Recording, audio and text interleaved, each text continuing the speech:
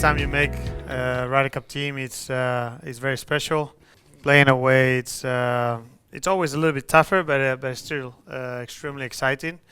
And playing at home is just unbelievable to be surrounded by your own crowds and the cheers and everything that goes around. It's just an amazing feeling for sure. We had to try to make sure that the rookies felt as comfortable as possible, because we've all been rookies and we all know how difficult it is on your first Ryder Cup, and away from home it's even tougher. So we tried to make them feel as comfortable as possible, kind of guiding them a little bit, letting them know what was going to happen throughout the week and some of the things that they were going to see. But at the end of the day, it just comes down to playing. And like we said there, the beautiful thing about having 6 rookies is that now we have six legs rookies. Next time. Looking forward, yeah. So it's another 6 guys that have already played, that they know what's going on, and I'm sure that some of those will be in the team in 2018 for sure. Rafael Cabrera Bello seemed to be not only humble, but sort of a dream come true, playing with you, being Spanish in his very first Ryder Cup. We had a great time. He played really, really well. He played like the kind of guy that looked like he'd been there for 4 or 5 Ryder Cups. So for me, it was very nice, because he's a very good friend of mine. We've played a lot of golf together. Walking to the first tee, he said it to me. He said, this is a dream come true to be able to play with you. One of my idols, and at the Ryder Cup and stuff. And I said the same thing to him. I said, well, for me it's awesome too. We're good friends. We really enjoy each other, and for me to experience this with you, it's also going to be a thrill. So and we managed to play really well, both of us. He obviously played extremely well for being his first Ryder Cup, and he was one of the strong guys in the team for sure. How does it feel to be mentioned with Seve in the same line when it comes to? Well, it means a lot, but at the same time, I've always said it, when it comes down to Ryder Cup, it's great to have some of those records and stuff, but if you don't bring anything to the team, it just doesn't matter at all. So I think for me the most important thing is to make sure that the European team is strong, to make sure that they win as many Ryder Cups as possible, and I've always said it. I'd rather win 0 points and win the Ryder Cup than win 5 points and win the Ryder Cup. Obviously, if I win 5 points, the Ryder Cup team the European Ryder Cup team has a better chance of winning the Ryder Cup. But if I had to choose, I'd rather take that, because, like we said, it is a team event, and individuals there don't count. Obviously, you're giving your best effort for the team, but we all win or lose as a team. You received a lot of fan emails to your website from Minnesotans, from American golf fans, congratulating you on a historical match. They say it's probably going to go down in the top 3 of all singles in all of history. The level that you produced with him or against him on Sunday is breathtaking. I mean, just to watch it, it was goosebumps all over the place. And are you aware of it? How do you review that? How do you look at it 4 days later? It was a great match for sure. There's no doubt about that, and I could see it as it was going on, mainly because, there have been matches where one of the guys have played amazing, and it's been maybe 6 or 7 under through 13 holes, but then the other guy doesn't play as well, and he loses 6 and 5 or 5 and 4 or something like that. So the match is still good, or still a great match, but it's not as good, because the great thing about this match was that we both played really well in the same group, and obviously for both of us to shoot 9 under par and none of us and get half a point each. Right. Obviously, that's something that doesn't happen that often. Sometimes you have guys that shoot 5 under or something like that. But for both of us to have such great rounds, put such great rounds together and against each other, it's not very typical. I think that's probably one of the reasons why it was so entertaining to watch. How often did you did you think throughout that match? Now I have him. Now I got him. I made the putt. I got him. Well, unfortunately, not too many times because he kept making it before me. So I kept trying to make it for birdie to have the hole, a lot of the time. So I think we both played well. I think I played a little bit better than him. I was usually closer to the pin most of the times, and he kept making it before I hit my birdie putt. So it kind of put a little bit extra pressure on me to keep going and not let him get away.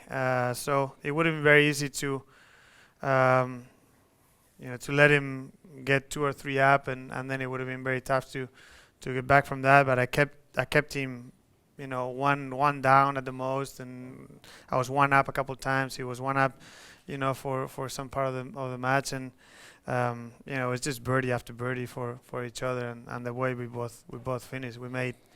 He made 4 birdies in the last 5, and I made 4 birdies in the last 4. So that was pretty cool. Just keep that momentum for your next tournament. Yeah, that would be nice. If people would ask you what are like the 2-3 most important things or duties as a captain, what would come into your mind? When it comes down to captains, I think that there's only so much you can do.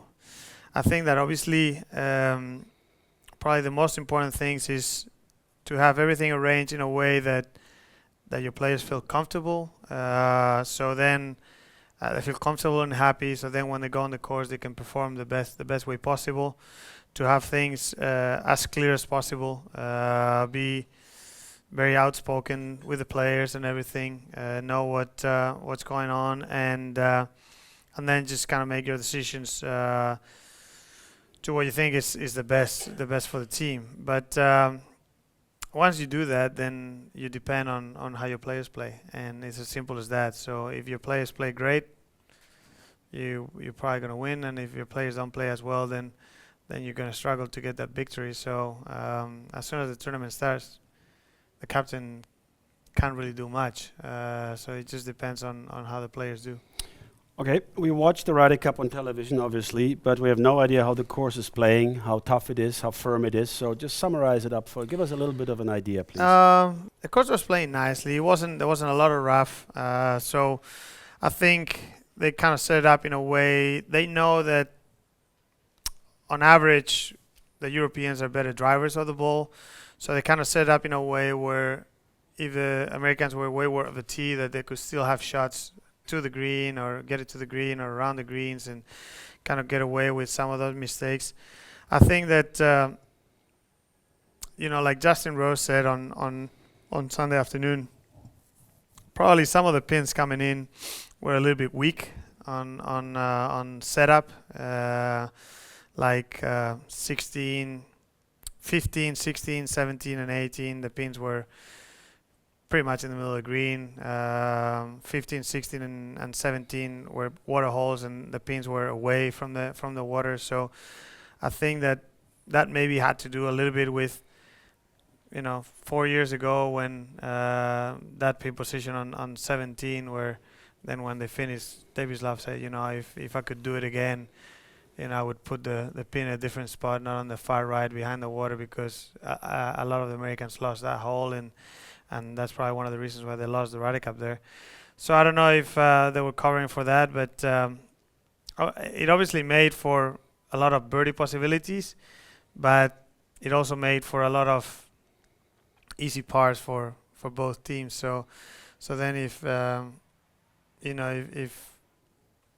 when we needed a lot of things to happen towards the end, it was difficult to get it done. But the course was in great shape. The greens were amazing, and it was nice the way it played. It was nice because it gave a lot of options to hit shots and be creative. How much did the Ryder Cup developed or changed or not, in your opinion? I think it's obviously developed for sure. It's become even bigger than it was in '99, but not immensely, because it was already a huge event. And when I played it in '99, before I played in '99, I fell in love with it. So it's obviously become even more of a global icon kind of event, but but I wouldn't say that is changed that much. I have one more, because we never get to see these things or hear these things, and some of it is very confidential and strategic, but what is going on behind closed doors in that team room? Oh, there's a lot of things going on. It depends on the moment, but mainly there's a lot of encouragement from vice captains, captain, sub players. Obviously, just trying to encourage everyone to make sure that there's a lot of strategy talk about how the week is going and things like that. But more than anything, it's just encouragement from everyone and just good words to make sure that everybody's comfortable, confident, and they can go out there and play as well as possible.